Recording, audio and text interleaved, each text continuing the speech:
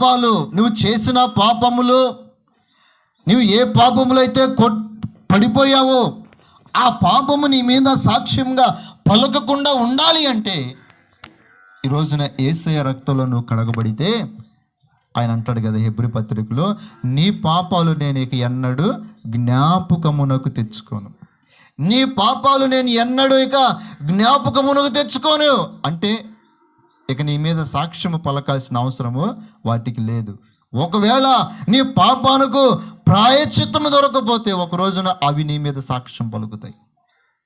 నీ పాపాలకు పరిహారము దొరకకపోతే, నీ అతిక్రమములకు పరిహారము నొందకపోతే, నీ చేసిన పాపములకు ప్రాయశ్చిత్తము దొరకకుండా, మారు మనసు లేకుండా, పశ్చాత్తాపం లేకుండా, నీటి బాప్తిసంలో నువ్వు కడగబడకుండా అలాగే జీవిస్తూ ఉంటే అవి నీ మీద సాక్ష్యం